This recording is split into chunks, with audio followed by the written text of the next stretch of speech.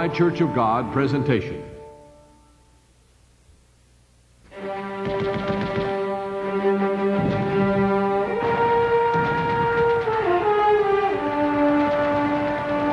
In August 1914, Europe erupted in war. For 4 terrible years, the great powers battled each other until they reached a standstill in the fields of France and Belgium.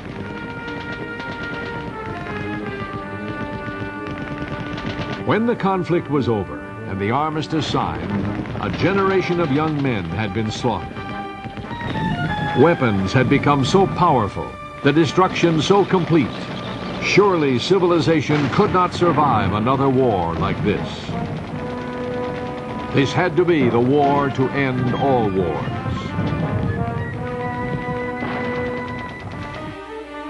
Following the armistice, King Albert I of Belgium visited a battlefield in his shattered kingdom. Appalled by the scenes of ruin and slaughter, the king ordered an iron shell casing found on the battlefield to be cast into 4 watch cases. He intended to present the watches to the 4 individuals who he felt had made the most significant contribution to peace. One watch went to Field Marshal Ferdinand Foch, head of the Allied Supreme Command. Another was given to General John J. Pershing, Commander-in-Chief of the American Expeditionary Force. The 3rd watch was presented to France's Premier, Georges Clemenceau, for his inspiring leadership in the dark days of war. But King Albert did not find anyone qualified to receive the 4th watch. When King Albert died, it was passed on to his son, King Leopold III. In 1970, half a century after the end of World War I, King Leopold presented this 4th watch to Herbert W. Armstrong.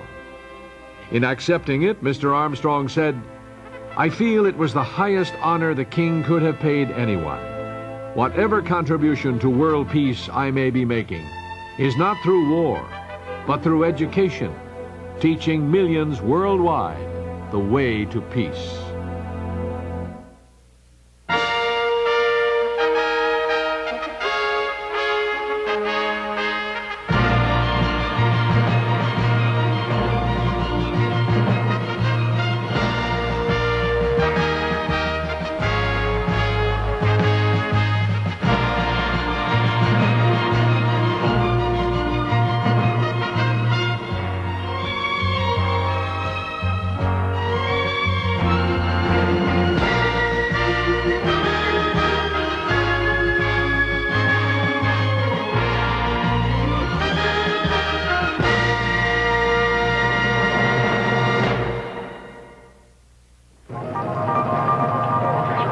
The 20th century has been a time of paradox, the most progressive and yet the most destructive decades in all history.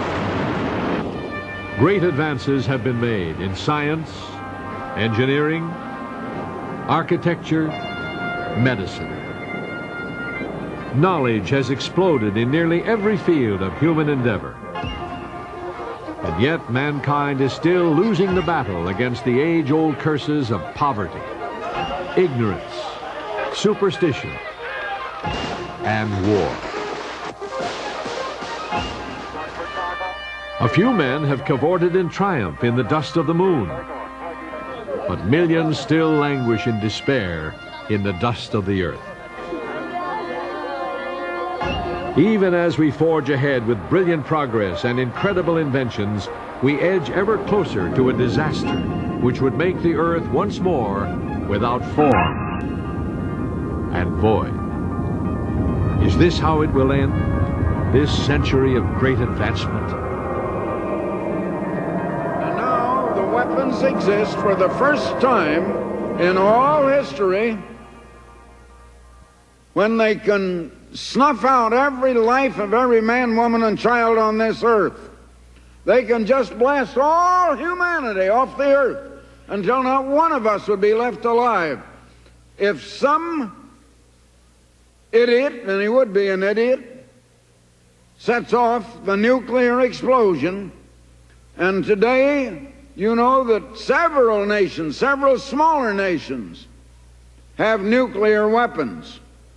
And they could start it, and it would go to Russia and the United States and the big nations, and finally there wouldn't be any humanity left. Most of us are asleep, and we don't realize what's going on all over the world. I am a voice crying out in the wilderness, the Babylon of religious confusion, of educational chaos and materialism, of political confusion and trouble in the governments of the world, all arming to have war and more war, in a society that is bankrupt, in an economic system that is bankrupt, in that kind of a system. And I'm here to bring you the truth. So I ask you to open your ears and to listen, because you don't hear this from any other voice. Why do we have these... Herbert Armstrong has been a voice of sanity in these decades of confusion. World leaders have said... He has traveled the world, meeting heads of state of many nations. He has met the only two ruling emperors since the end of World War I, Emperor Haile Selassie of Ethiopia and Emperor Hirohito of Japan. He has also met with presidents and prime ministers of many nations: the United Kingdom, Kenya, India, Israel, the Philippines, and Indonesia. He has also met all 7 prime ministers of Japan since 1970.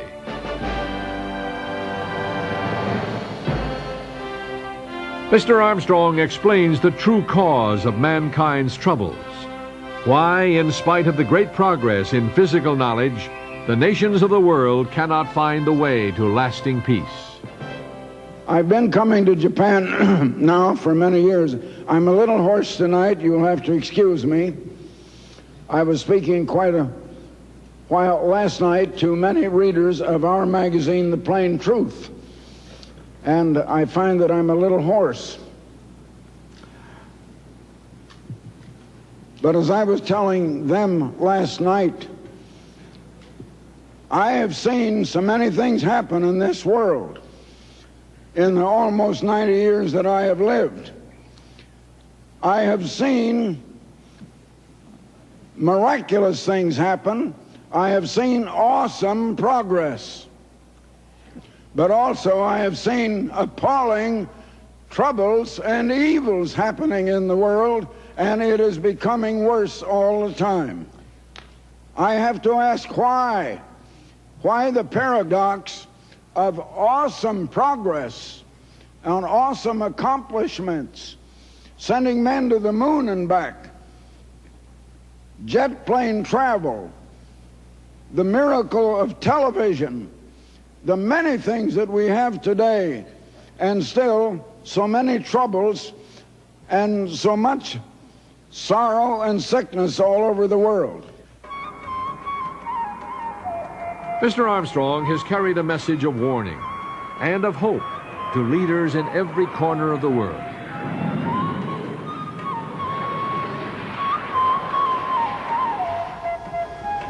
His relentless efforts to explain the true meaning behind world conditions have earned him the title Unofficial Ambassador for World Peace. In the remote Himalayan kingdom of Nepal, 2 great Eastern religions coexist. It is the only Hindu kingdom in the world, as well as the birthplace of Buddhism.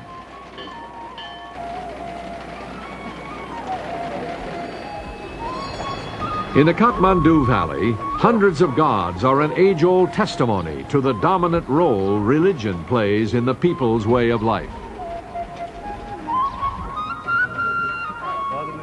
It has given me a great honor and privilege to introduce such a great man who is visiting our country.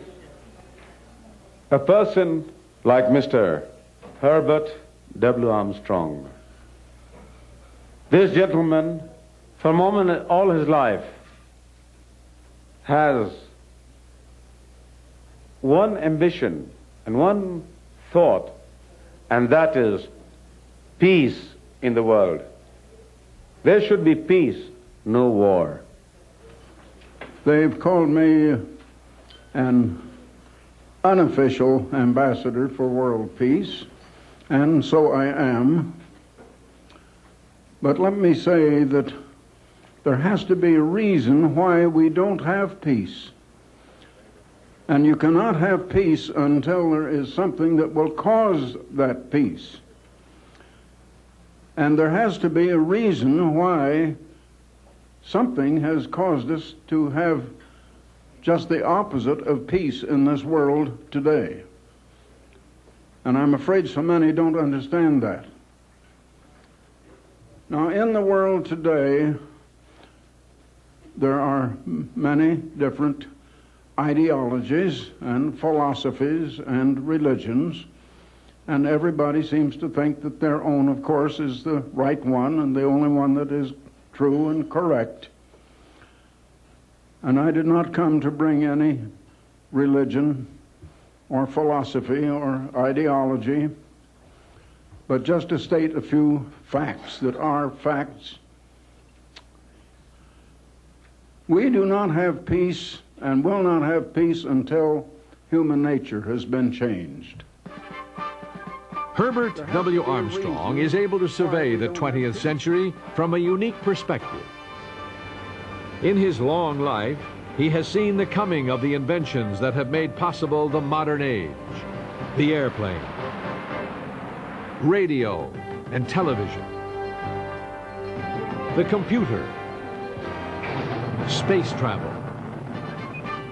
Inventions that have changed our world, but not our thinking. In his lifetime, there have been two major attempts by the nations to bring about world peace. After World War I, the victors formed the League of Nations. Hopes were high that the world's governments could now act collectively to prevent war. But the League failed. It was unable to restrain the aggression by the fascist dictators in the 1930s. In June 1945, Mr. Armstrong, as an accredited press representative, was present at the signing of the United Nations Charter at Herbst Theater in San Francisco. The United Nations was a sincere effort to preserve the peace by a world tired of war. But the nations have continued to fight, oblivious to the only way to halt the endless cycles of death and destruction. Now, I'm not going out to crusade and just stop all wars. I can't do that. I have enough sense to know that I can never do that. And there is no man on earth who can. It is only the great Creator who can, and it's because we do not rely on the Creator for the knowledge of how to live and how to do, and because we just look to ourselves, that we find we're helpless before our problems. The world does not know how to live because it does not rely on the great Creator that is above all the gods and above all that is worshipped, above all of the ideas of human beings. But most human beings know nothing of that God. I can just tell you that Mr. Armstrong is an ambassador from a kingdom that is not of this world, with a message about government, law, war and peace, and the plan of God. That plan and the course of events that have led to our dangerous modern world were outlined long ago in the much misunderstood prophecies of the Bible.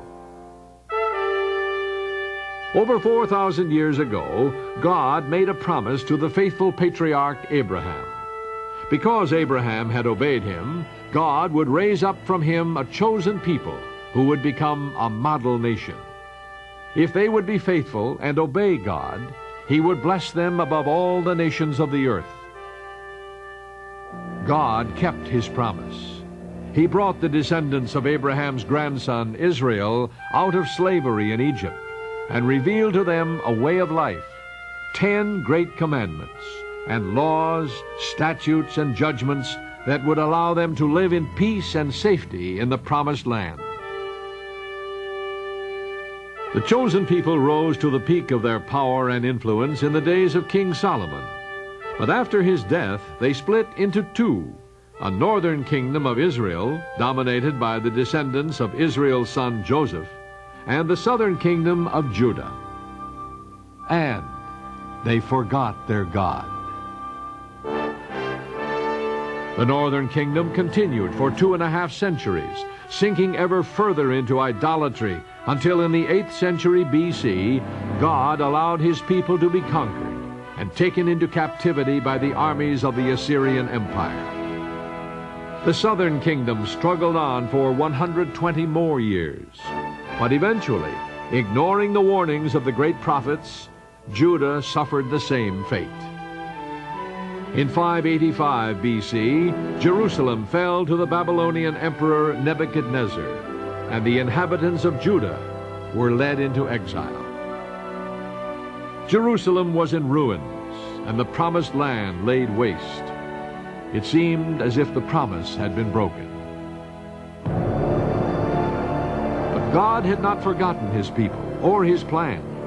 In Babylon, a young Jewish captive, Daniel, is summoned before Nebuchadnezzar to interpret a strange dream that had troubled the Babylonian emperor. You, O king, were watching, and behold, a great image. This great image, whose splendor was excellent, stood before you, and its form was awesome. This image's head was of fine gold, its chest and arms of silver, its belly and thighs of bronze,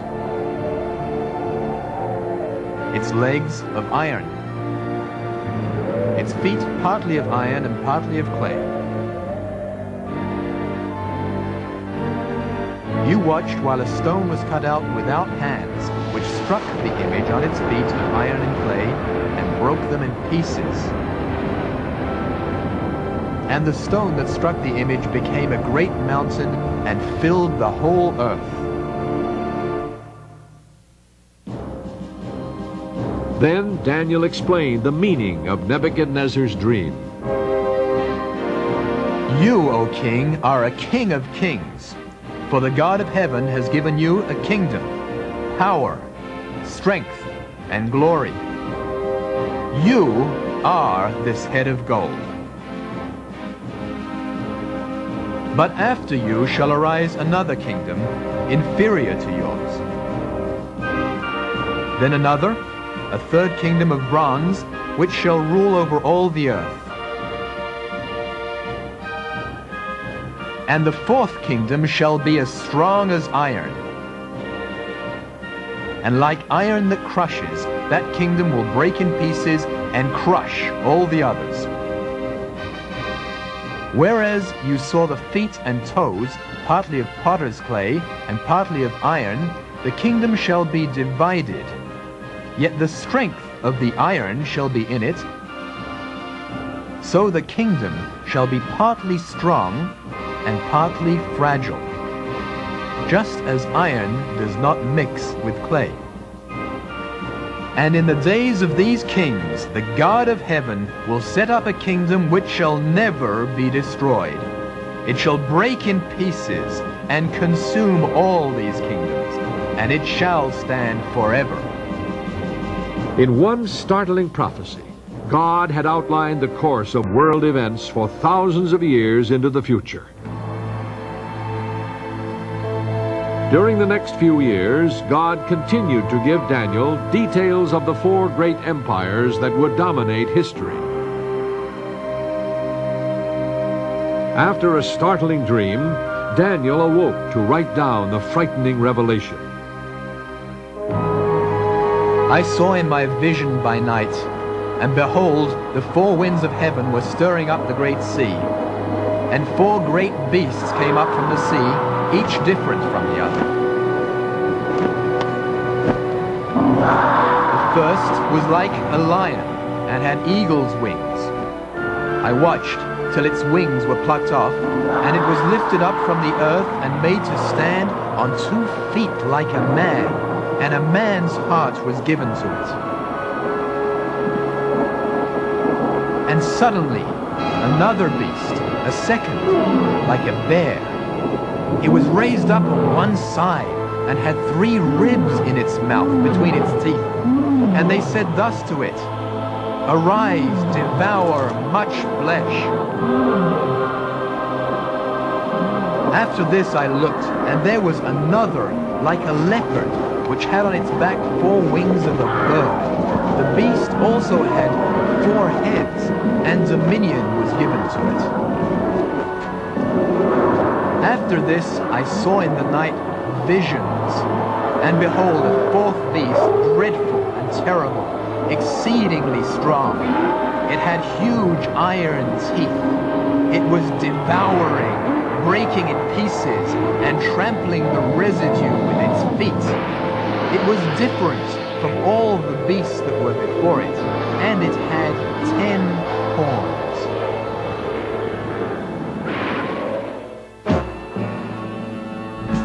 Daniel laid a foundation, but he was not given full understanding. That would not come until many centuries had passed, and the world was in the tumultuous age spoken of in prophecy as the time of the end. When that time came, God would raise up another servant who would take a message to all the world, a world on the brink of destruction. And God has sent me to the kings and to the tops of nations even. And this gospel of the kingdom is going to all the world. Now what is going to happen? The hydrogen bomb has come. And you will read back in Ezekiel, the 6th chapter, that all of the great cities are going to be leveled and destroyed. I'm telling you that a time more terrifying than anything that ever happened is soon going to happen in this world. It's time we wake up. It's time we get our eyes open. We have lost God. We have forgotten God.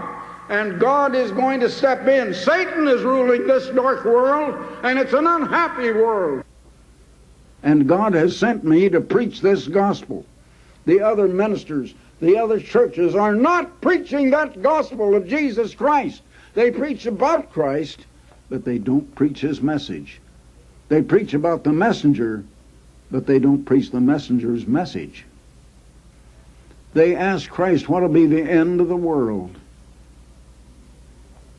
The end of the world is when this gospel of the kingdom is preached, and you are seeing it. You're seeing me here, I'm preaching it. This work that has grown into international scope began in 1934. The 30s were difficult times. The United States and Europe were in the grip of the Great Depression. In Germany, a madman had begun to lead his nation down the road to ruin. In 1934, although most did not recognize it, the world was entering the time of the end. Far from the center of turmoil, in the quiet Willamette Valley of western Oregon, God was leading Herbert W. Armstrong to understand the significance of these times. In his autobiography, Mr. Armstrong tells how his eyes were opened to see that the prophecies of the Bible had an urgent message for the modern world. Herbert W. Armstrong was being prepared for a vitally important mission. When God uses human instruments to do his work, things start small. To begin with, there was just Mr. and Mrs. Armstrong and a group of humble co-workers. But God was beginning to lay the foundation for a powerful last witness to the nations of the world. Using the experience gained in business, Mr. Armstrong organized the work into a 3-point plan: a weekly radio program, a monthly magazine, and a continuing series of personal lectures and campaigns. The World Tomorrow grew from one program on a 100-watt station to a radio and television program that is now heard and seen on hundreds of stations around the world. From an even humbler beginning, the plain truth has steadily increased in quality and circulation until today it reaches into nearly every country on earth in many languages with a readership of millions.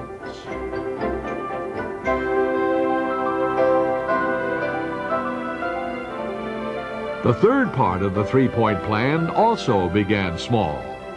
Mr. Armstrong held meetings in rented halls in the towns and villages of the Willamette Valley. As the work grew, he planned campaigns in other parts of the United States and eventually overseas. But God had even bigger plans for this part of the three-point plan. The turning point came in 1968. As the world moved closer to its date with destiny, God thrust his servant into the international arena. Like so many other major advances in God's work, it began with a series of apparent coincidences. It will be 20 years this year that we have been associated with Herr and Frau Hennig. We got to know them years ago at Bonn because of a visit of Mr. Manescu, who was the foreign minister of Romania.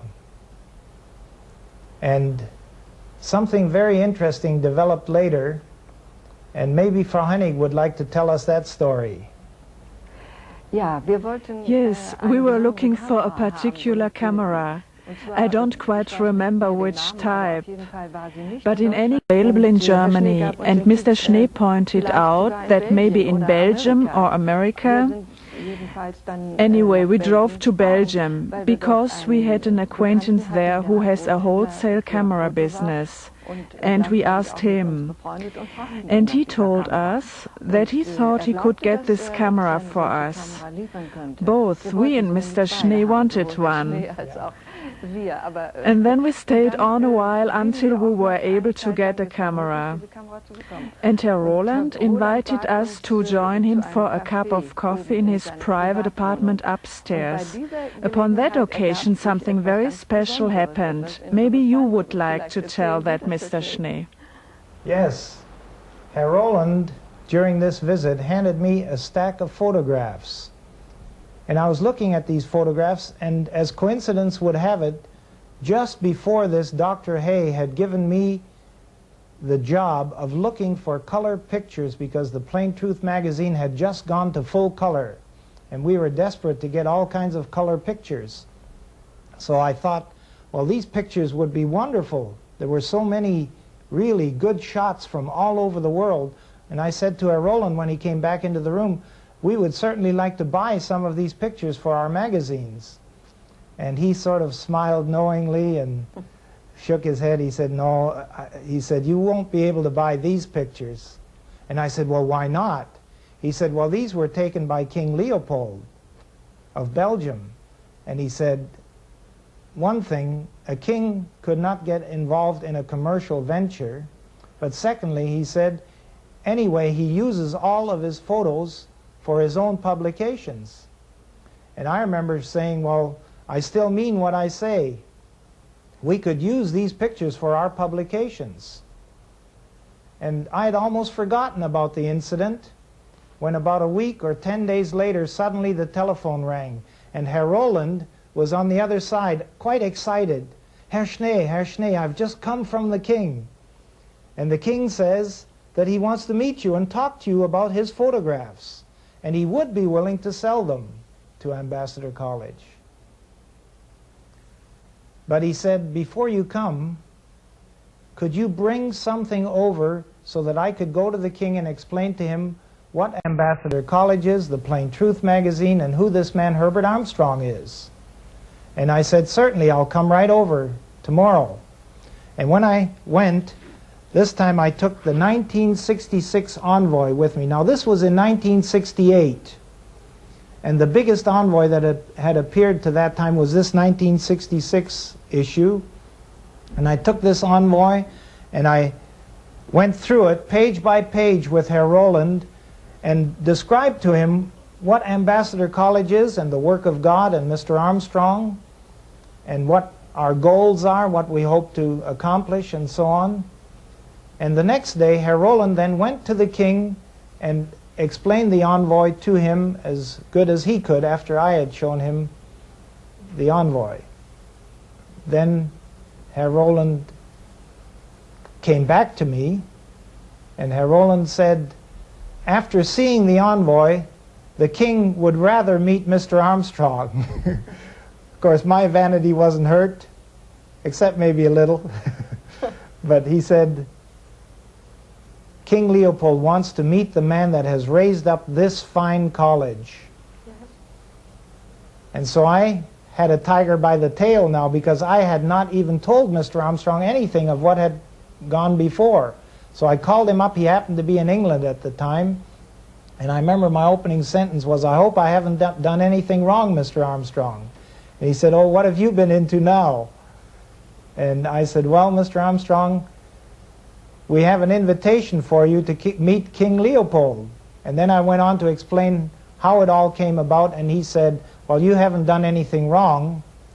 But he said, I'm not sure I'm going to go. I'm going to look into it first. And then about a week later he said, well, I've got all the facts, and he said, I've decided to go, so you can tell King Leopold we would be happy to accept his invitation. It was quite a thrill to go with Mr. Armstrong into the king's palace and to be received by his servants.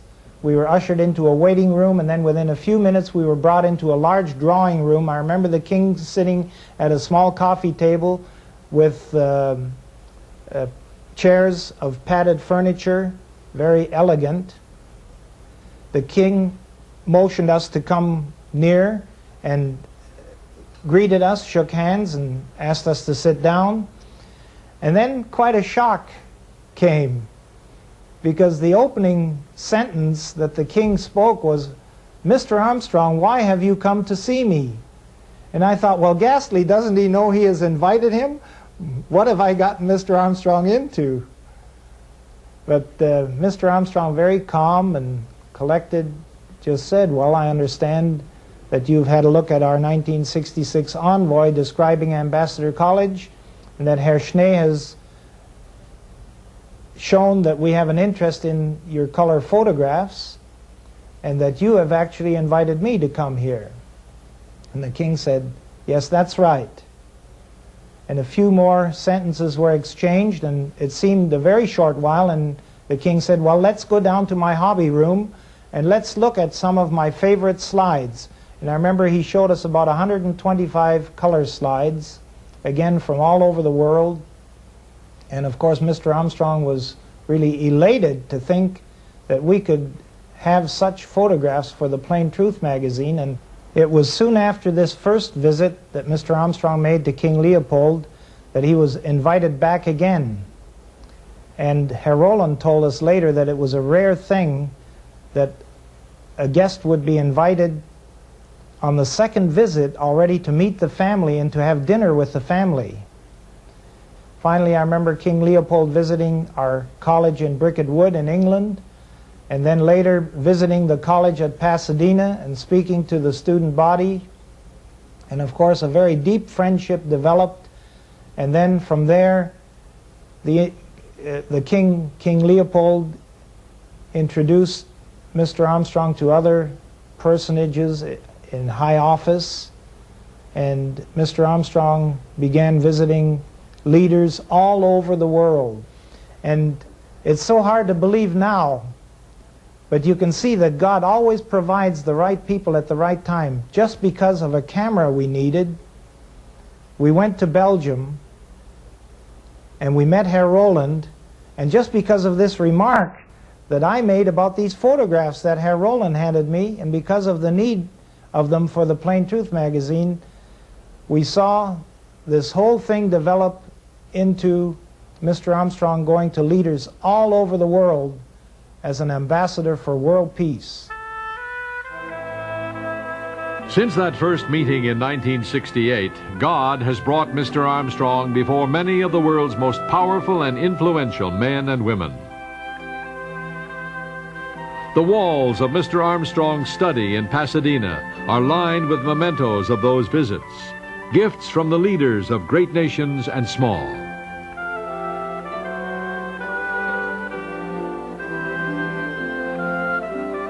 Some are still in office. Others are no more, victims of old age, of political intrigue, or sometimes the assassin's bullet. Sincere leaders like Anwar Sadat of Egypt, whose dreams of peace were ahead of the violent times in which he lived. Incidentally, Mr. President, I want to say one thing right straight from the heart. I respect and admire you more than I can tell you, because you have risked everything in an effort for peace. And your heart has to be in it, and it has to be genuine. Thank you. And not many will do that. I meet heads of state all over the world, but I have not known one that would risk what you did of acquiring the enmity of the Arab world in order to have peace. Now that takes courage, and you have it. Thank you very much. Thank you. And I'm going to let the world know it, because I reach a part of the world. Very good. Very good. Less than a year later, Anwar el-Sadat lost his life for the peace he sought.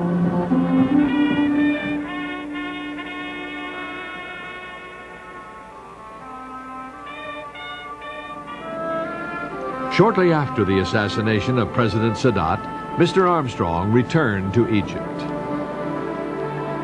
I was out to the memorial yesterday where President Sadat lies buried. I did give a little salute, and I just said quietly, well, goodbye, my friend.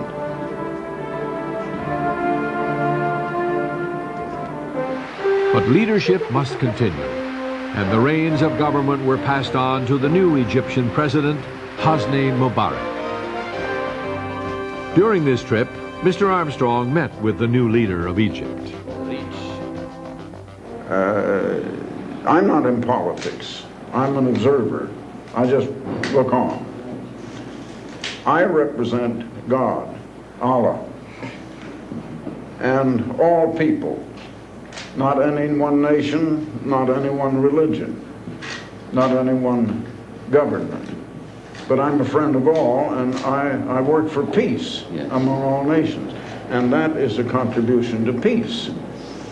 And as I say, we are not going to be able to bring peace ourselves. It'll be brought to us. In the cause of world peace, no region of the world is more crucial than the Middle East.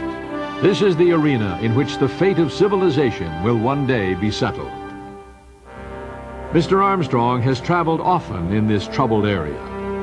He has kept friendly ties with leaders of both sides of the conflict, such as King Hussein of Jordan, President Suleiman Frangieh of Lebanon, Prime Minister Hedi Nouira of Tunisia, and Prime Ministers Golda Meir, Yitzhak Rabin, and Menachem Begin of Israel. Focal point of the Middle East's troubles is Jerusalem, holy city for three of the world's great religions, and center of contention in the long struggle between the Arab and Israeli people.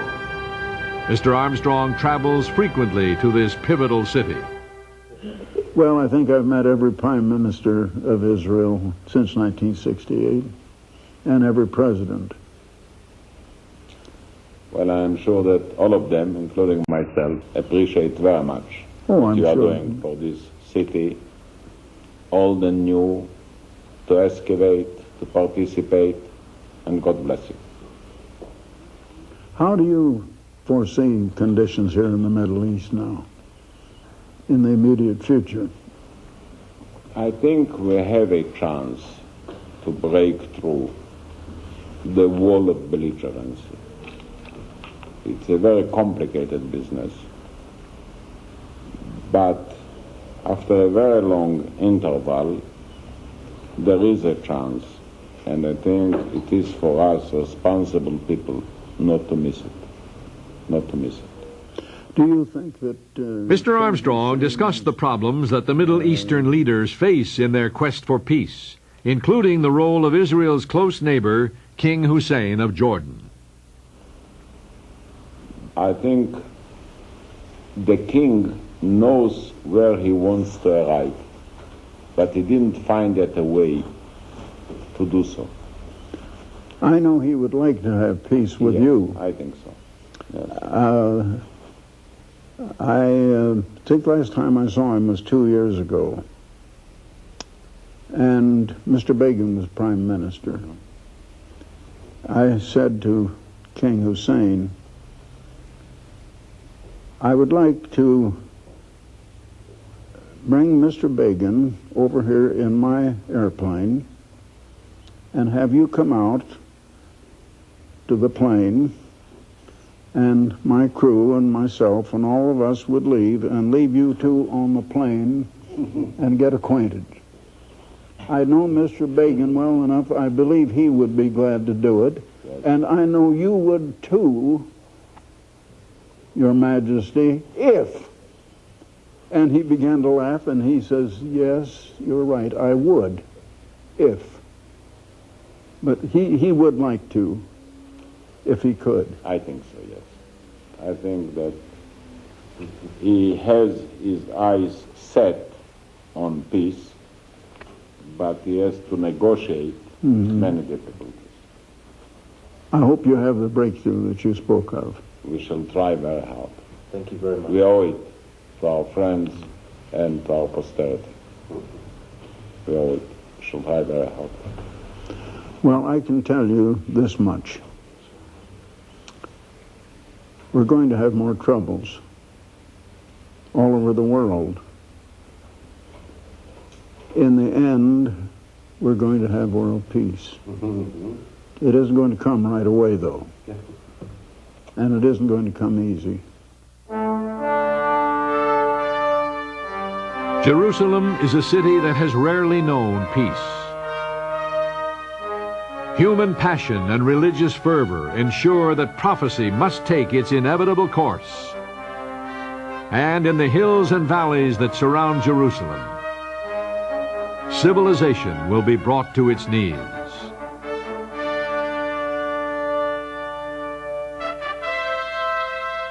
But God's work can focus on the future, when Jerusalem will be the center for worldwide peace and cooperation. Through the Ambassador Foundation, Mr. Armstrong has worked with Jerusalem's leaders to provide centers where Jewish and Arab children can learn to live, play, and work in peace.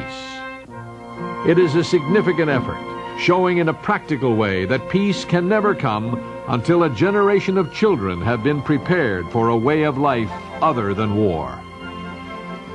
Mr. Armstrong worked with Mayor Teddy Kollek in supporting the children's playground in Liberty Bell Park that was established during America's bicentennial. In recognition of his contribution to the welfare of the city's people, Mayor Teddy Kollek presented Mr. Armstrong with a token of appreciation. Yeah.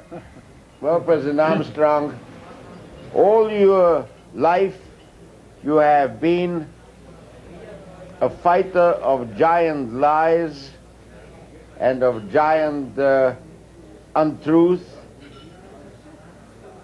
And as you regard yourself a descendant of David, and rightly so, here in the city of David, we would like to present you with this symbolic sculpture in silver and gold of David with his slingshot defeating Goliath. The stories of the Bible are better known to you than to anybody around this table. But here, it assumes particular symbolism and particular content. And Mr. Ravid reminded us of the children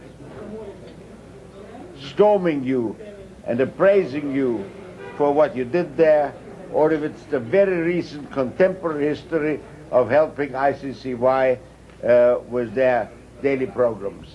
And I'm sure you'll continue with many of these things, but here we are mainly to thank you and proffer you this symbolic gift, which says it all just by looking at it. Thank you very much. Mr. Armstrong then reminded his hosts of the key role that Jerusalem plays in world events, now and in the future. Jerusalem is a city with a very remarkable history, more than almost any other city.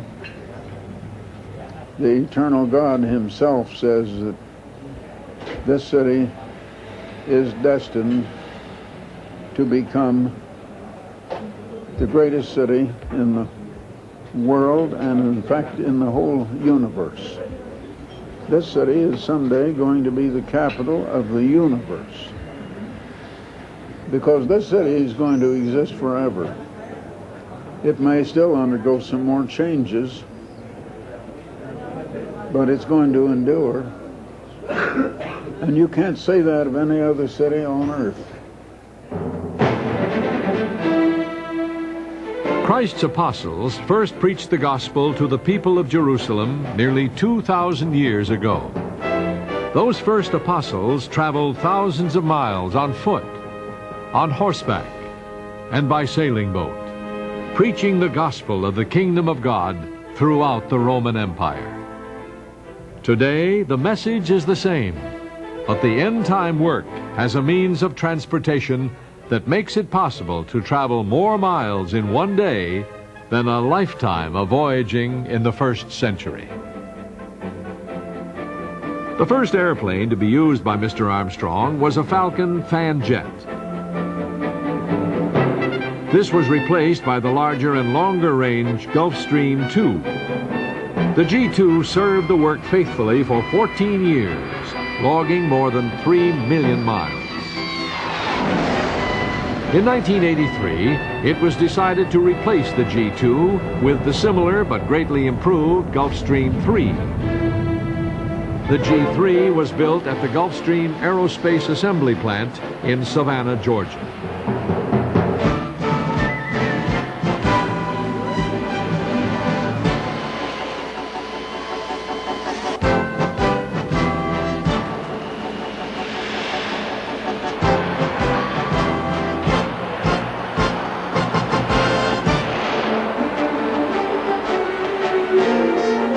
Once the mainframe has been assembled, the thousands of parts that make up a modern jet aircraft are carefully installed. The aircraft's systems are thoroughly tested before it leaves the production line. Roger, Gulfstream 417. Power levels to idle. Levels and idle, roger.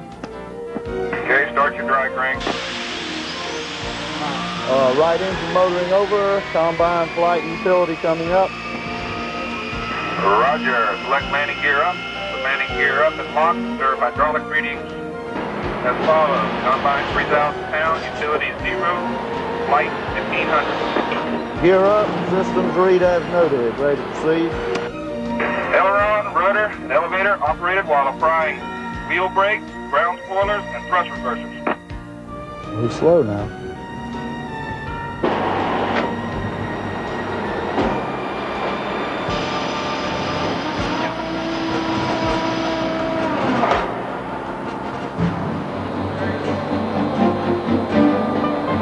With all systems functioning, the moment comes for the rollout.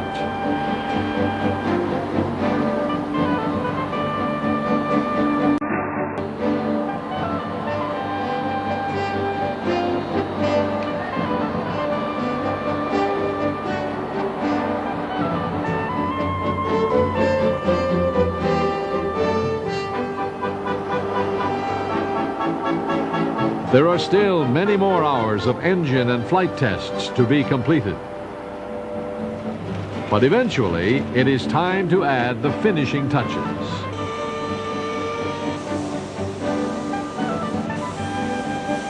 In the paint shop, the distinctive Ambassador College color scheme is carefully applied.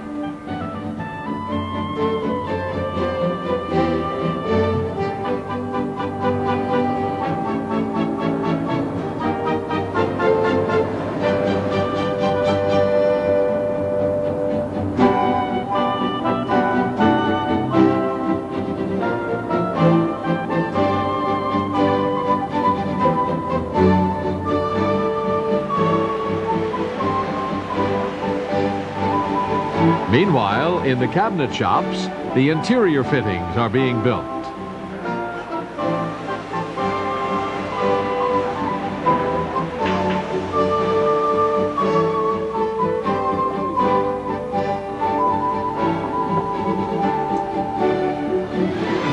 As the interior begins to take shape, Mr. Armstrong visits Savannah to personally inspect the progress on his new office in the sky. Everything must reflect the high standard that people around the world associate with Ambassador College and the work. The G3 can fly at 85% of the speed of sound, about 637 miles per hour. It can travel non-stop for 4,370 miles at an altitude of 40,000 feet.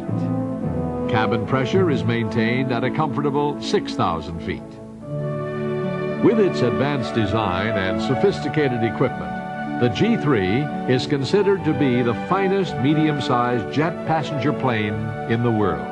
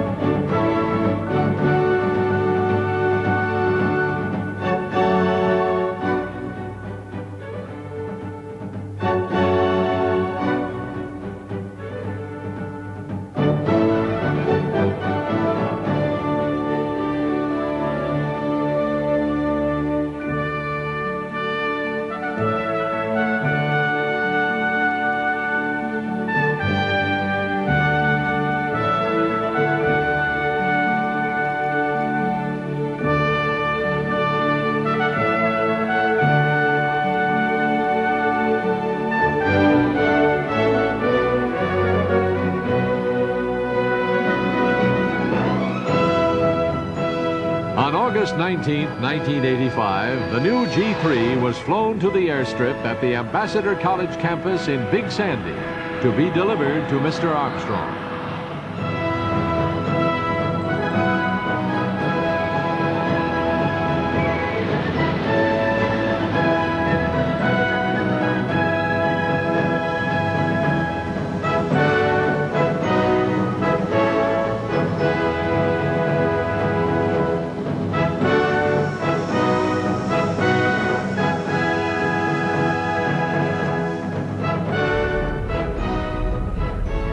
Very impressive.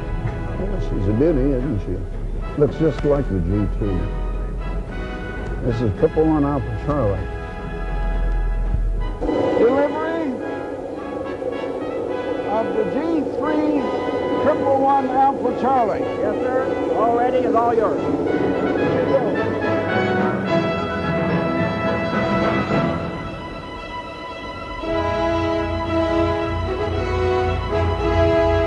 And so a powerful new tool began its years of service to the work of God.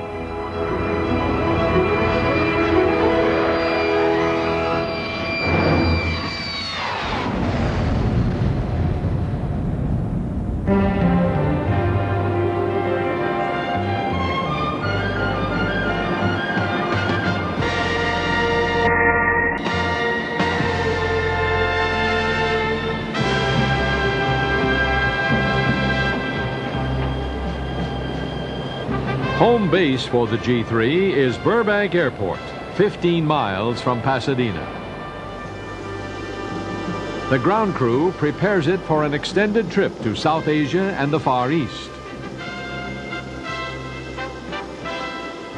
Baggage and food are loaded aboard, and final preparations are made.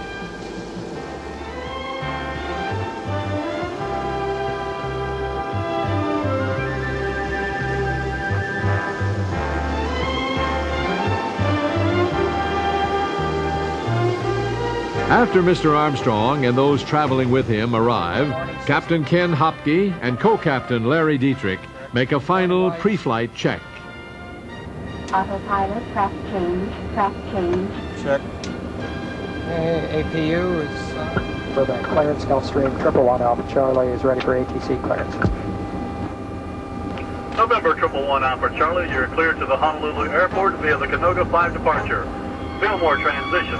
To Fillmore, then flight planned route. Maintain 7,000. Expect flight level 39er within 5 minutes after departure. Departure control frequency 124.6, squawk 0385. Hey, ready for taxi. Understand. Clear right? On make right 270 on the dot, my son.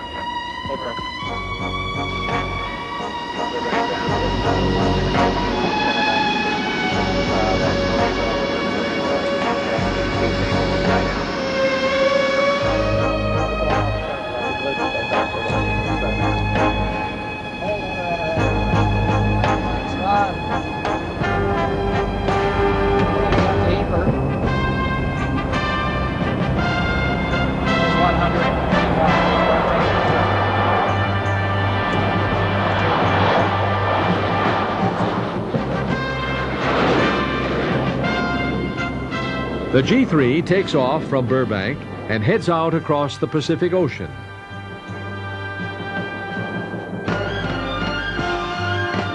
Mr. Armstrong uses the many long hours of flying to catch up on essential writing.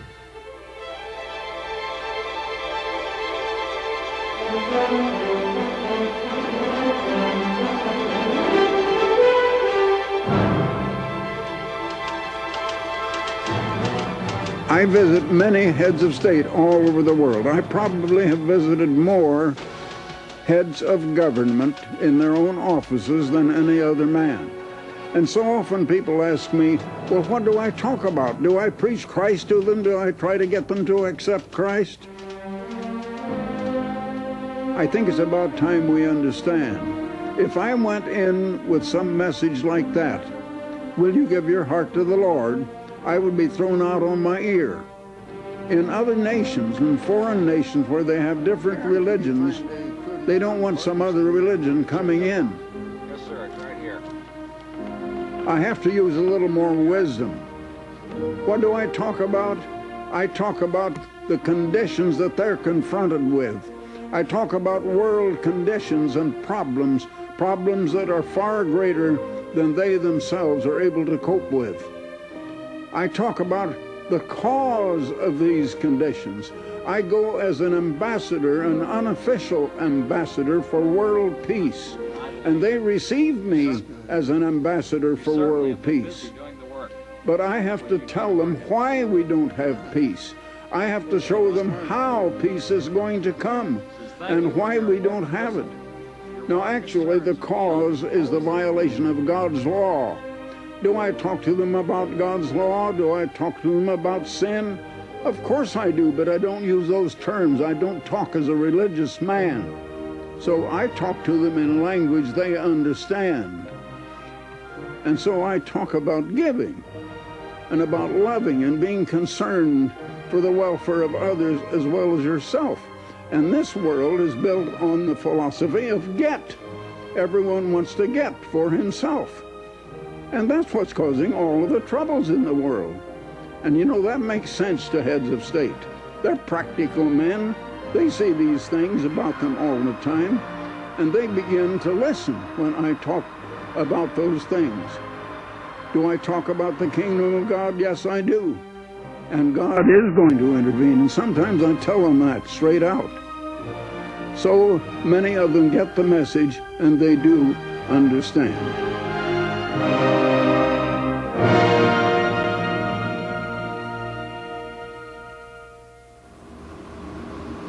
After many hours of flying, the pilots prepared to land in Beijing, capital of the People's Republic of China. Beijing Tower, November 111, Alpha Charlie for landing Beijing. November 111, Alpha Charlie. You are clear to land runway 36. Surface wind is 350 at 10. Roger, clear to land, 11 Alpha Charlie.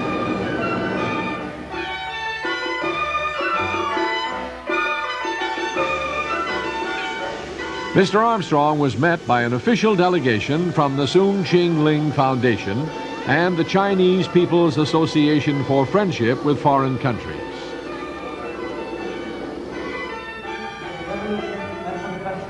Later that day, at a reception, Mr. Armstrong was welcomed by Madam Kang Kijing, who is considered to be China's First Lady. A key event in Mr. Armstrong's 6-day visit was a meeting with China's most prominent leader, Deng Xiaoping, in the Great Hall of the People. China is undertaking a sweeping modernization program. Great progress has been made in this huge country in the last 35 years, but China still has a long way to go in achieving success and prosperity for her vast population.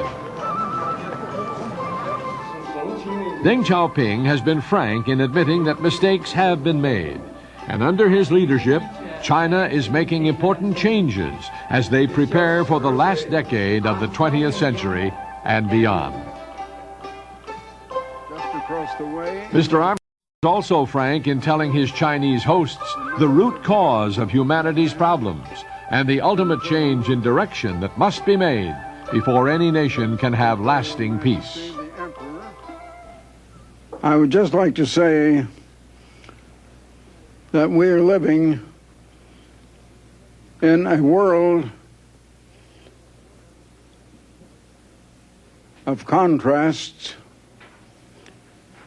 a world of awesome progress, advancement in technology, in engineering, in production of every kind, and yet at the same time, a world that is filled with evils, and the evils are multiplying more rapidly than the progress.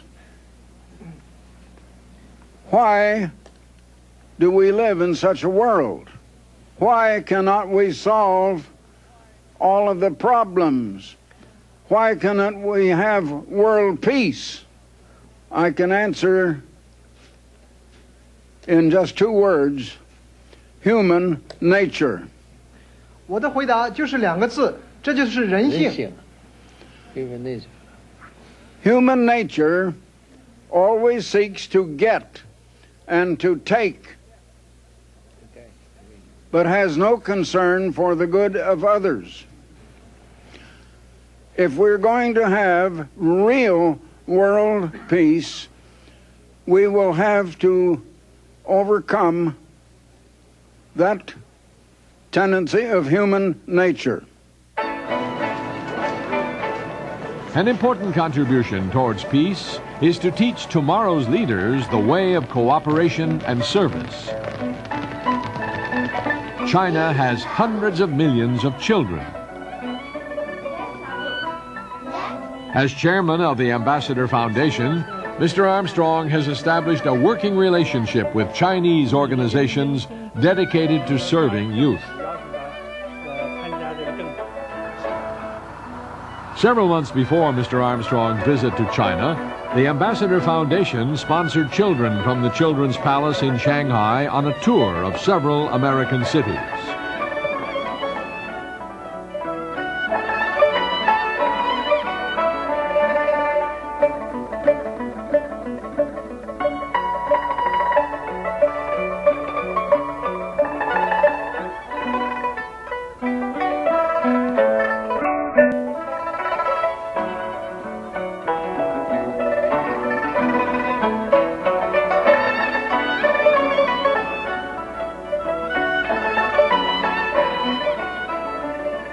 They had stayed on the Ambassador campus and visited with Mr. Armstrong at his home.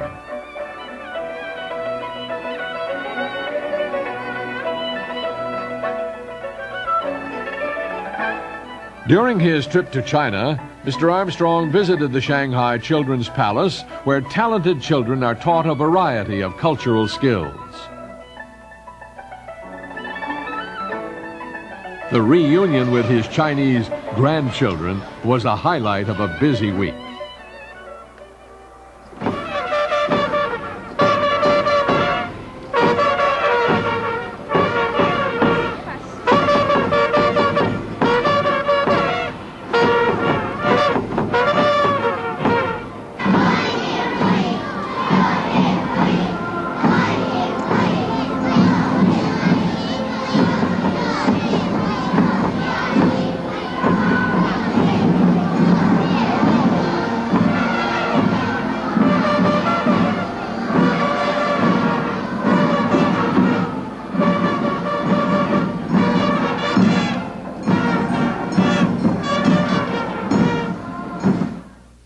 At a banquet in Shanghai's Jinjiang Club, Mr. Armstrong delivered a parting address.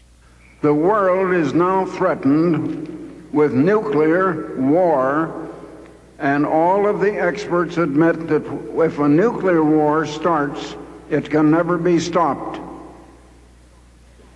现在世界上面临着核战争的威胁，专家们都认为，一旦核战争爆发了，就无法停止这样的战争的。And if a nuclear war is not stopped, it would erase all human beings off this earth. An important business magazine in the United States carried an editorial which said it would seem that the only hope of humanity now lies in the sudden appearance and intervention of a strong hand from someplace. The editor who wrote that was referring to the Creator God who created all mankind. And I tell you tonight, by his authority, that he will intervene and will save humanity, and we will have world peace. 我今天晚上想告诉你们，只有上帝的权威才能加以干预，才能给世界带来和平。But when the great Creator does intervene and rule all nations on the earth, he is going to begin teaching us peace by working with the little children. After leaving China, Mr. Armstrong and his party traveled on to several other Asian countries.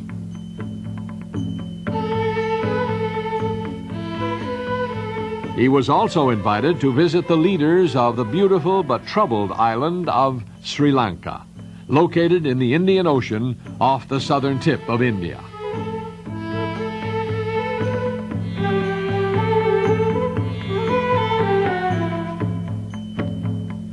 Sri Lanka should be a blessed land. With its small population and abundant resources, the nation has been able to avoid some of the problems that other nations in this poverty-stricken region must struggle against.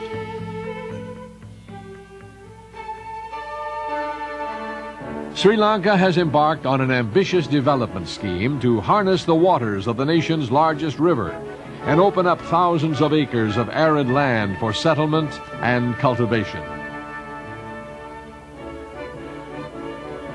Mr. Armstrong was asked by the Sri Lankans to view this vast project now in the final stages of completion. Sri Lanka is the only developing. Later, he discussed Sri Lanka's development with President Junius Jayawardena. I want to see the big India. President explained that in spite of spectacular progress, Sri Lanka is going through a time of trouble. Separatists, seeking their own state in the north, have engaged in several acts of terrorism. Hundreds have been killed and wounded, and the calm of this tropical island paradise has been shattered. The Sri Lankans have learned that material development of itself does not bring peace. Man can find a way to control the power of mighty rivers, but he cannot stop the tide of anger, resentment, and contention that flows from human hearts. In a lively press conference with Sri Lankan radio, TV, and newspaper reporters, Mr. Armstrong explained why the nation could not find peace. Well, all our problems are caused by human nature. And human nature is essentially selfish. Now, I can explain those things. I can say that it comes from self-interest, from a spirit of competition, always from the point of view of the interest of oneself or one's party or one's race or one's religion or whatever one is a member of. But we're living in a competitive world. We're living in a world that is based fundamentally on the philosophy of get. And so we still do not have peace because people do not know the way to peace. The way to peace is having concern for your fellow man. The way to peace is love. The way to peace is cooperation and helping one another and having a loving concern for the good of other people. And that gets into human nature. Now, I cannot change human nature. I can talk about it and I can explain and I can give the reason.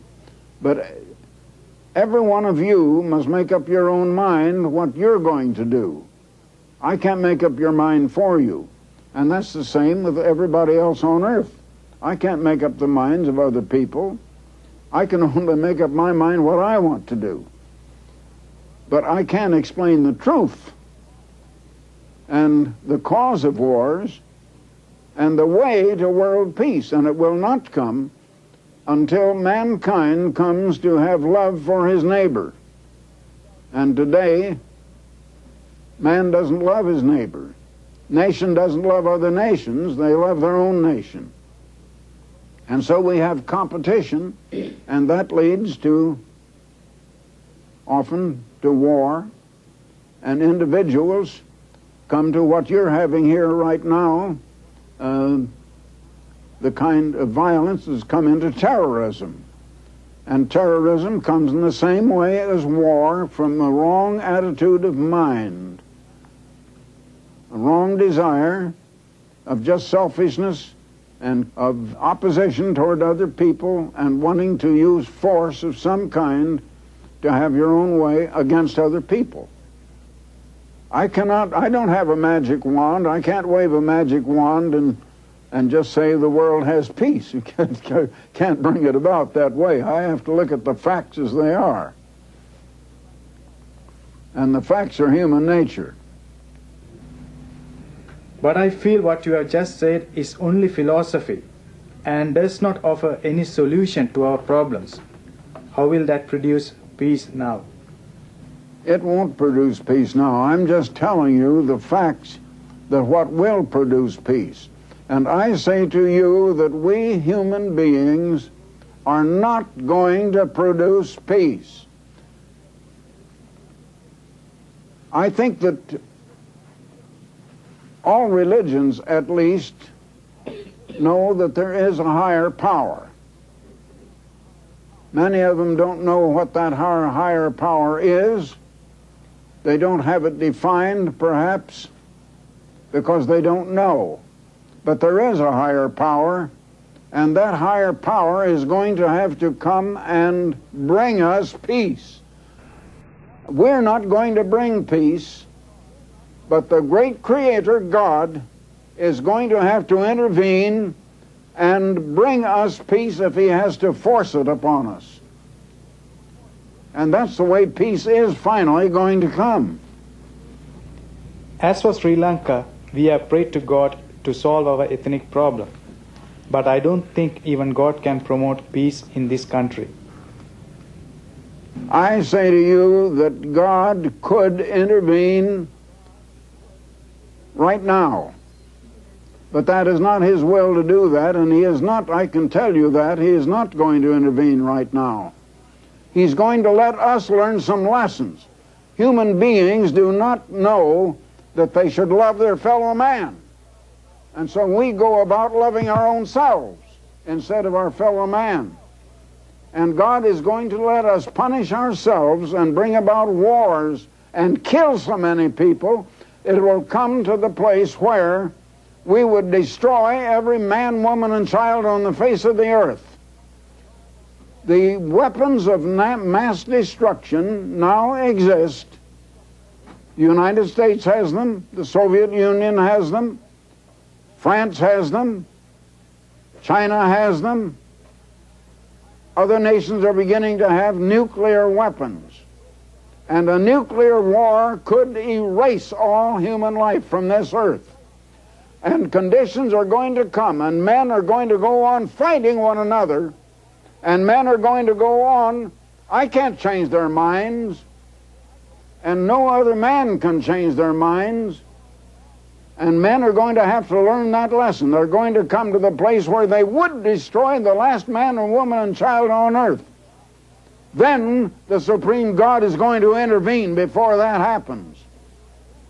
And He is not going to intervene until we learn our lesson. Humanity won't learn. I can tell you the way to peace, but you won't believe me. You men right here won't believe me. The world won't believe me. And I can't bring peace unless you would believe me, and you won't.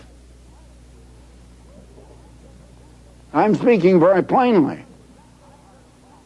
I represent that higher power. And I know what He proposes. And I know what He is going to do. And He won't do it until we have punished ourselves to the place where we're willing to submit to Him. The trouble is, neither side in this problem that you're having here right now is willing to submit to that higher power. And as long as you won't, you're going to fight and have trouble. And we're going to have to come to the place where we have to rely on Him to do it for us. In Colombo, the capital city, Mr. Armstrong explained the purpose of the Ambassador Foundation to Sri Lankan Prime Minister Ranasinghe Premadasa. I'm sure you understand that the Ambassador Foundation is not religious. I do. It's neither political nor religious. It's separate. It is supported by the church. Yes. But it is not religious in itself at all. And even the church is not proselyting and is not seeking members. Yes. And so we have nothing to gain. But perhaps we may have something to give. Right. And the more you give, you gain. That's right. Well, as has been said, it's more blessed to give than to receive. That is so. And I find that is actually true. If you endeavor to gain, you won't get anything. I think that's the basis of the trouble in the world. Right. The people in the world are all trying to gain and to get. Greed. And not to share or to give. But sharing and giving is by far better. That's right. And will lead to peace instead of troubles. If people had more concern for others than themselves, and we weren't competitive, but we were cooperative and helpful to one another, we'd have peace. We are very thankful to you for taking time off to visit our country and discuss matters with us, and for the great service you are rendering to mankind.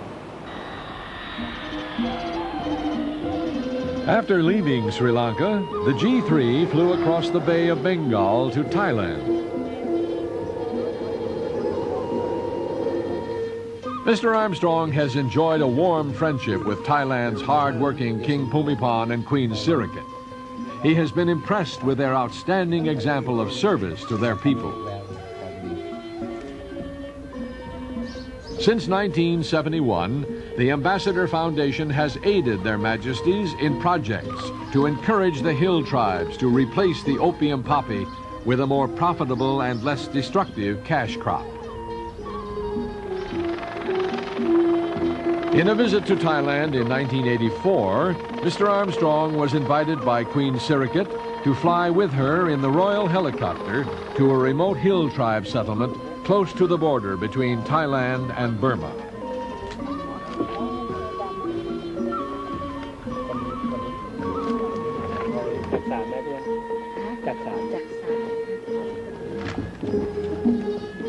The Queen showed Mr. Armstrong the progress that had been made in helping these backward people develop a more settled and prosperous standard of living.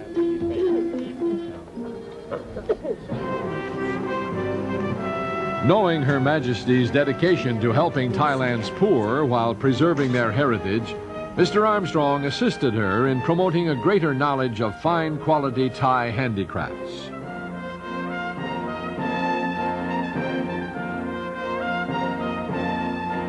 The Ambassador Television Studios produced an hour-long documentary which told the story of King Bhumibol and Queen Sirikit's total dedication to their people.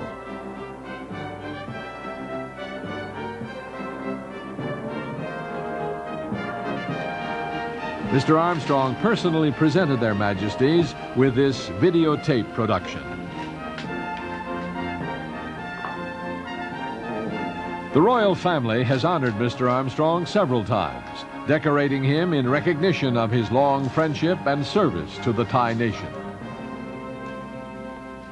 Thank you, Your Majesty. A highlight in the long and productive relationship came in March 1985 when Her Majesty accepted Mr. Armstrong's invitation to visit Ambassador College for several days.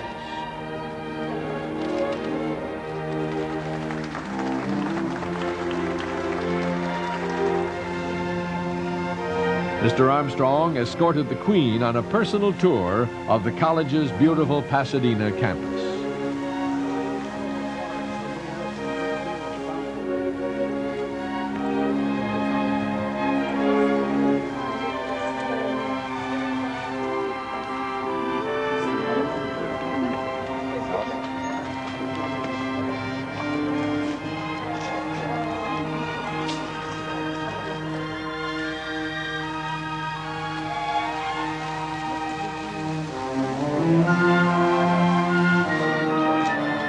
Queen Sirikit also attended a number of banquets and receptions in her honor.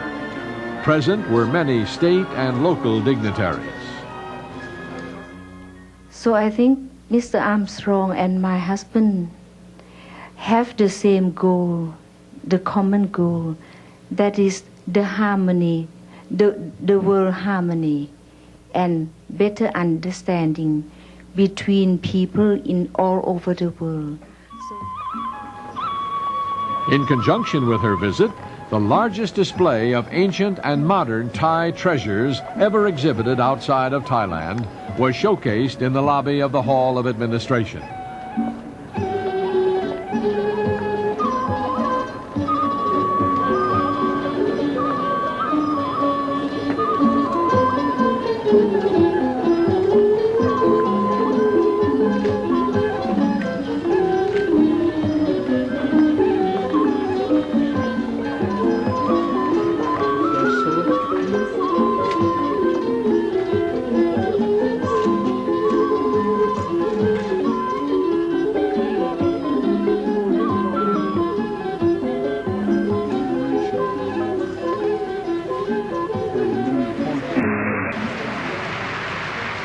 Later, on the stage of the Ambassador Auditorium, Mr. Armstrong introduced Queen Sirikit to an audience of distinguished businessmen and leaders of the local community.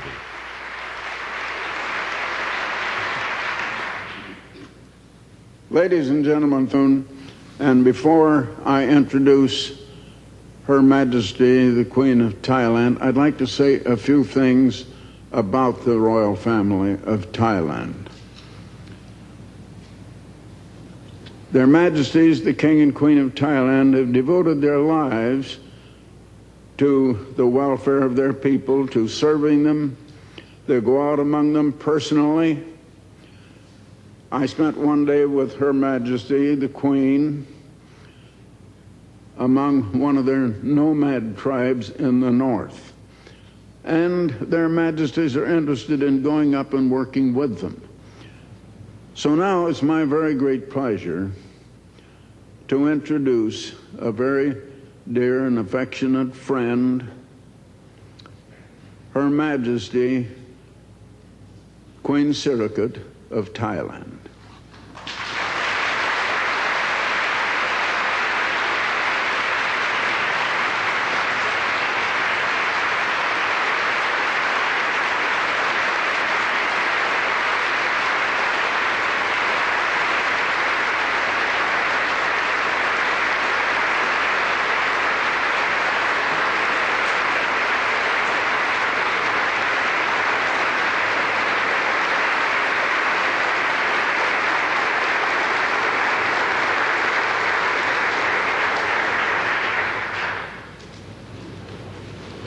I'm very happy today to visit the home base of Mr. Armstrong, a gentleman whom I consider to be my true personal friend, as well as a friend of all men of goodwill in this world. Because of his wisdom, far-sightedness, and humanitarian heart, he knows it is meaningless to talk about security, democracy, and international cooperation when a large number of people still hardly have enough to keep body and soul together. I know that his financial aid to various projects has been extremely generous, but I think that he is most appreciated because of the spiritual impact he makes. To those who meet him, he is the symbol of the warm-hearted citizen of the advanced countries who is willing to understand, give encouragement, and lend a helping hand when needed. If the people of the world are ever to reach their full potential, it is important that the educated in all nations learn to cooperate and serve those less fortunate than themselves. The United Nations has been the most successful instrument for international cooperation so far. In the closing days of World War II, representatives of 51 nations met in San Francisco to lay the foundations of an organization that they hoped would once and for all provide a forum where nations could work out their differences at the conference table rather than on the battlefield. It is in many ways the most effective vehicle that man has ever devised to improve communication between nations.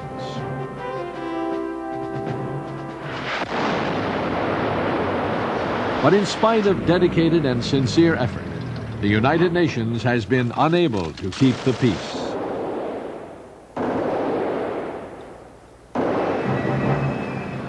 In June 1985, representatives of the world's nations gathered once again in San Francisco to commemorate the 40th anniversary of the United Nations. Delegates reviewed 40 years of achievement and considered the future of the World Organization. Mr. Armstrong had reported the 1945 conference for The Plain Truth. Today, he has met with more heads of state and leaders of government than any other man alive. He was afforded a position of honor during the days of discussion and debate. If you asked me, what does the United Nations need most? More power or more money or both? My answer would be, the United Nations needs above all the love, the understanding, the interest, and the support of the peoples of all nations. The hardest thing for human beings to do is to set lofty goals and work hard for them, while recognizing that they may never be fully realized. Yet this is what the United Nations is really all about. The failure of the United Nations to meet all its lofty aims is no cause for despair. We should continue to set high goals that inspire us to work harder and to persevere. It is said, according to United Nations studies, that we've had 154 conventional wars since 1945, fought on 71 countries, on the ground of 71 countries, with over 20 million people dead. It continues, even at this moment in time, at a measured loss of life of 1,000 people a day, 30,000 a month, ad infinitum. What would we do without the United Nations Forum on Arms Control and Disarmament? It is entirely possible that without it, the doomsday clock would already have struck midnight. Perhaps we can meet here again in San Francisco, 40 years from now, in the year 2025. And in the interim, because of the tireless work which is done, sanity may have intervened, and we will then be at a conference discussing a convention on the control of the proliferation of plowshares and pruning hooks. As one who has devotedly sat on the sidelines of the Security Council for nearly 40 years, perhaps I may be forgiven for saying that there are moments, or have been moments and still are, when I feel that only an invasion from outer space is likely to reintroduce to the Security Council that spirit of unanimity and collegiate responsibility which the authors of the Charter were talking about. I sincerely hope I may be proved to be wrong. UNESCO, the UN has... Only 3 of the original signers of the United Nations Charter are alive today. They were invited to attend the commemoration conference and speak to the delegates. We who came together in those early days of the UN know that the most and certainly the best we could do at that time was to build the foundation. We can pride ourselves that the foundation is still intact. But the structure of a genuine peace has yet to be built. This is the continuing challenge for all those who understand that the human race cannot survive in a condition of world anarchy. It's not enough for the young generation to say we do not want a nuclear war. That's obvious. But if there is to be peacekeeping, there must be peacemaking. And the United Nations needs a tremendous expansion in the way in which solutions are worked out and brought forward. When we look ahead to the years of peace, we find that distressingly little is being contemplated to be done in this conference in the realm of the mind and spirit. It is to the spirit and mind of man, to his ideas and his attitudes, that we must devote considerable attention if the peace is going to be truly won. Unless we secure the right conditions for spiritual and intellectual health, and unless we determine the right positive ideas for which man should live, I am afraid all our work in this conference may prove to have been in vain. Have this particular... After his speech, Dr. Malik privately discussed with Mr. Armstrong what he considered to be the missing dimension in the philosophy of the United Nations representatives. There is an old wisdom in the Middle East with which we are fully acquainted. You know, history began in the Middle East. I mean, the history of the Western world began in the Middle East, in Mesopotamia and Egypt, on the shores of Lebanon, the Phoenicians, then in Jerusalem, and so forth. One of the basic things that you find everybody believes in, everybody without exception, in every village in Lebanon, in every village in Egypt, everywhere. One of the fundamental things which nobody talks about here, because now you have, with all respect for you, now you have outgrown this old wisdom of the Middle East. One of the important things that we talk about is the devil. I'd like to see one man speak of the devil. Now, the devil has penetrated human hearts everywhere. In your heart, sir, and in mine, the devil is contending with Christ all the time. He's contending with him in all sorts of ways. I can reveal them to you at length.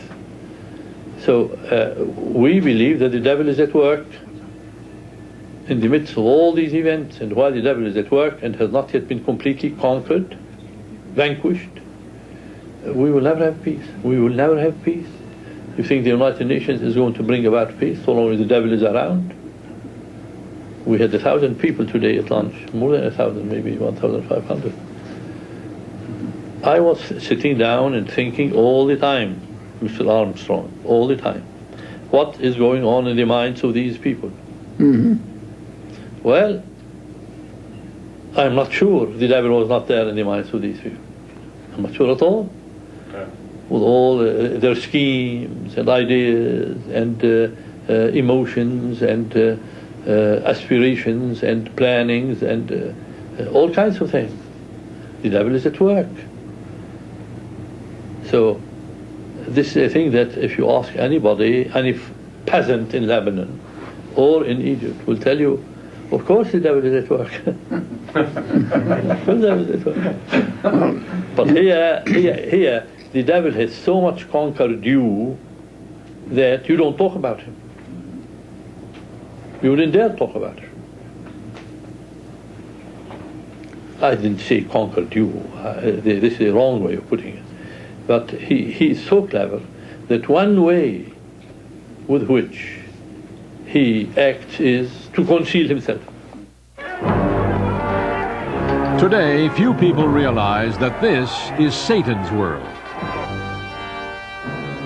As Satan's rule of this earth draws nearer to the end, it becomes increasingly important for an ambassador of the kingdom of God to reach many nations with the warning of tribulation and the promise of peace.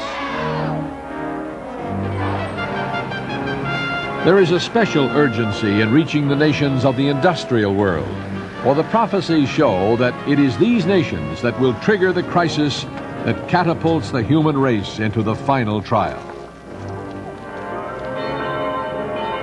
Since the end of the Second World War, Europe has known 40 years of peace, one of the longest periods without war in this continent's stormy history.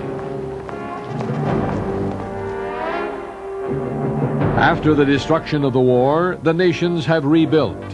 Behind the scenes, patient, cautious men have been working for future prosperity and the fulfillment of an old dream, a United States of Europe. Because of Europe's critical role in the fulfillment of prophecy, Mr. Armstrong has kept in contact with these architects of a united Europe. Such a man is Dr. Otto von Habsburg, son of the last Austrian emperor and a leading member of the European Parliament. Dr. von Habsburg, yeah. I wonder if you can bring me up to date a little bit on the progress of the unification project here in Europe. I will tell you, we have, of course, made a major breakthrough with the enlargement. With the accession of Spain and Portugal, this was a major breakthrough. You see, I have a little bit directly to do with it, since I'm the first vice president of the mixed committee between the European Parliament and the Spanish Cortes. So I was in the negotiations. When Europe starts uniting, which will be the strongest body, the European Parliament or what will be the strongest? I hope it will be balanced. I think there is a fair chance of it being balanced. You see, I wouldn't be happy about any of the powers being too strong. They should all be checking each other, because if a power runs away with too much of influence, it's always dangerous. You know, it's like in a state, it's the same thing. So checks and balances are something very important to keep freedom. Leaders like Dr. von Opsberg plan for a united Europe that will be a powerful force for peace and democracy in the world. The birthplace of European democracy was ancient Greece.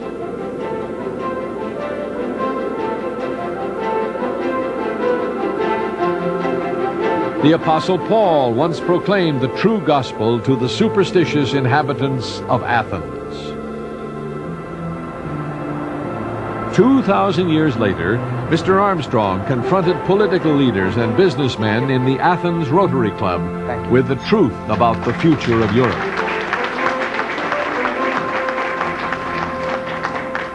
Ladies and gentlemen, good evening. It certainly is a great honor to be able to speak to the Rotary Club here in Athens, Greece, one of the most ancient cities in the world and the home of education, scholarship, and culture, one of the oldest cultural cities in the world. I come to you as an unofficial ambassador for peace. Armies do not bring peace to a country. We have not learned the way to peace. Yesterday, I was having a meeting with some of the officials of your country, and there was considerable discussion about the plans for the unification of Europe. And as one of your officials said, world peace depends upon European unification. I want to tell you something more about the coming unification of Europe. We not only have language barriers between the nations and nationalism, different aspirations, and all that sort of thing, and differences which have to be overcome, but many of the political leaders feel that they do not want to be church-dominated, and yet they're not going to be able to get together without the cohesiveness of church domination and the church bringing them all together. You see, even the church is divided between East and West. I can tell you, however, that I fully believe that rift is going to be healed. And I fully believe that unification will be unexpectedly and suddenly achieved, and the whole world is going to be stunned and astounded when it is announced that there is, in the continent of Europe, a new political unification, a nation as great or greater than the Soviet Union or the United States of America. Many listen respectfully, but they do not believe. The old nations of Europe are tired of war. They seek unification only for peaceful purposes. It is a bold dream, but the prophecies show that the union of the nations in Europe will result not in peace, but in the most terrible instrument of destruction the world has ever seen. The course of a united Europe was charted long ago in the days of the prophet Daniel, when the destiny of this world passed into the hands of 4 world-ruling empires. Daniel had seen 4 beasts representing those empires. Then I wished to know the truth about the fourth beast. Thus he said, "The fourth beast shall be a fourth kingdom on earth, which shall be different from all other kingdoms, and shall devour the whole earth, trample it, and break it in pieces. The 10 horns are 10 kings who shall arise from this kingdom." And so God revealed that the fourth beast represented the fourth empire, which would continue in one form or another to the time of the end. Babylon fell to the Persian Empire in the 6th century BC. The Persians ruled the world for 2 centuries, until 333 BC, when the armies of Alexander destroyed Persia's power. This third empire, like unto a leopard, endured for nearly 3 more centuries before falling to the might of the Romans. And so, in 31 BC, the fourth beast was born as an empire, a power that would influence the affairs of the world until the second coming of Jesus Christ rescues mankind from its clutches. It was in the heyday of the first stage of the Roman Empire that Jesus Christ revealed the final details of its role in world history.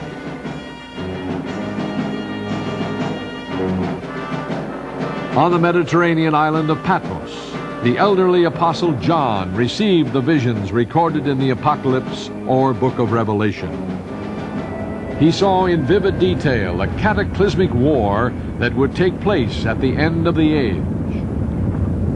Against this backdrop of mayhem and destruction, John saw once again the savage beasts of Daniel's vision, now combined into one all-consuming monster. Then I stood on the sand of the sea, and I saw a beast rising up out of the sea, having 7 heads and 10 horns, and on his horns 10 crowns, and on his heads a blasphemous name. Now the beast which I saw was like a leopard. His feet were like the feet of a bear, and his mouth like the mouth of a lion. And the dragon gave him his power, his throne, and great authority.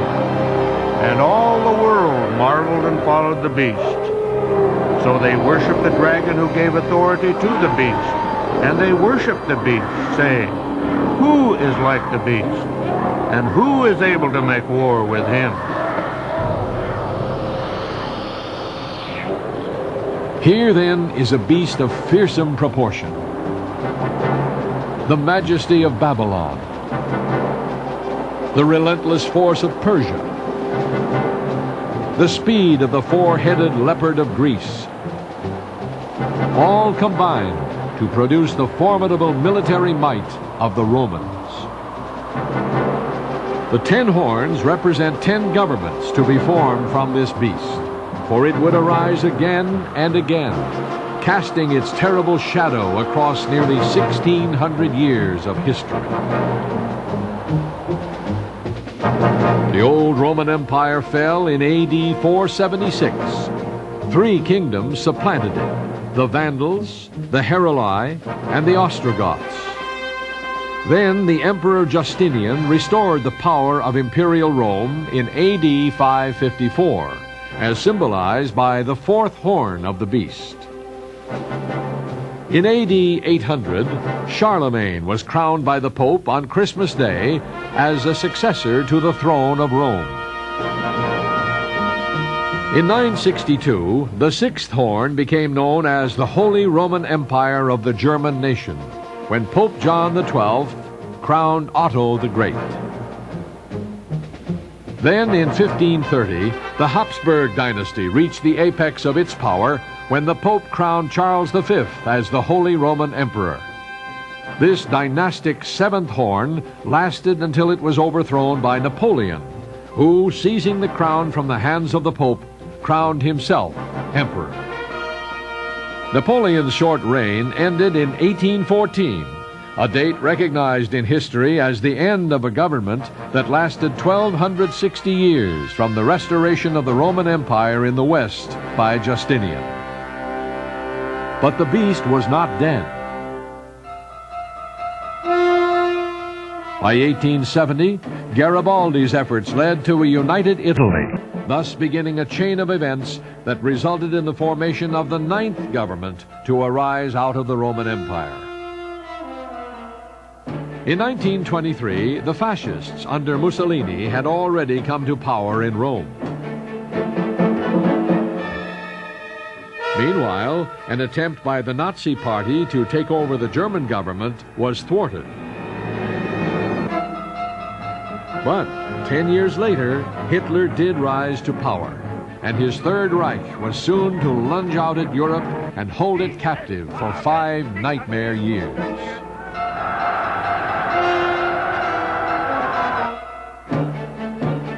Hitler drew inspiration from ancient Rome. Even his architecture was inspired by the styles of the Caesars.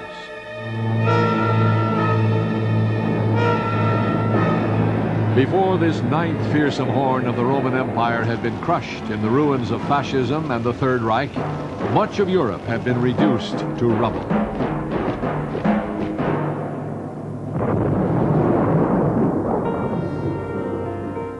"40 years later, there is little left to remind the visitors of the ravages of war.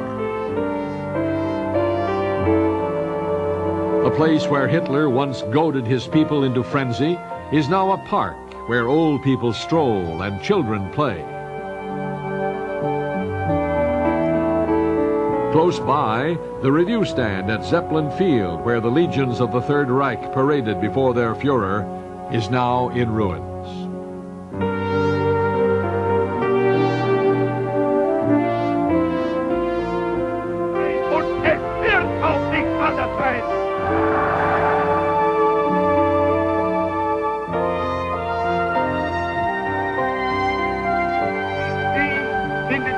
Hände gebe, die es in Deutschland gibt.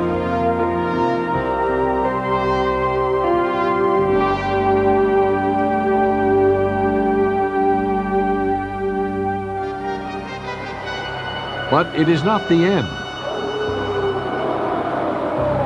The terrible beast must appear once more for a final rampage of destruction. The prophecies show that 10 nations, or group of nations in Europe, will join their economic, military, and political forces. It will be a fragile union, iron mixed with miry clay. But old rivalries and quarrels will be suspended for a time. Held together by a common need and a common faith, these nations will become a third superpower. It may at first seem to be a peaceful union, but the Bible reveals the true nature that lies beneath the surface.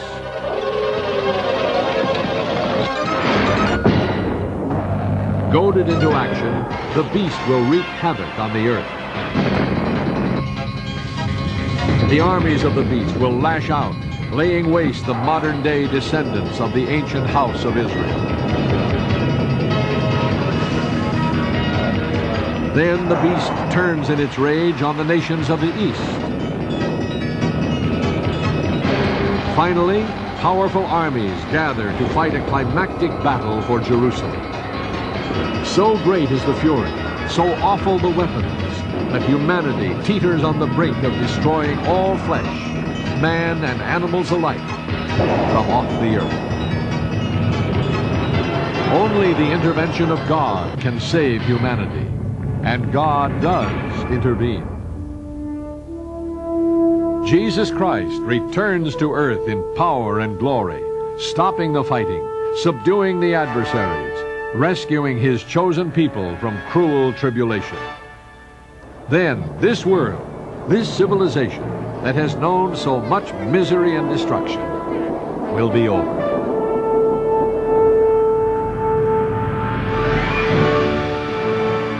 Jesus Christ will establish his kingdom on the earth, which will lead the world into 1,000 years of peace. Leaders of nations will come to this kingdom, eager to be taught the way that leads to peace. They will come to a tranquil land, developing in happiness and prosperity, living in harmony with God and His laws. Many then will remember that in the last days of that past civilization, an ambassador of this kingdom came to them with the advance news of a peaceful world tomorrow. And I am here to announce to you tonight that God is going to let this world come crashing down. But it's going to be replaced with a far better world that will be filled with love and with peace and joy and happiness and with greater production by far than anything we've dreamed of having yet, and where everybody will be well educated and rightly and properly educated. I feel the responsibility, and a voice has to cry out in this wilderness of religious confusion, this wilderness of a Babylon of ideas, and everybody having different ideas and everybody against everybody else.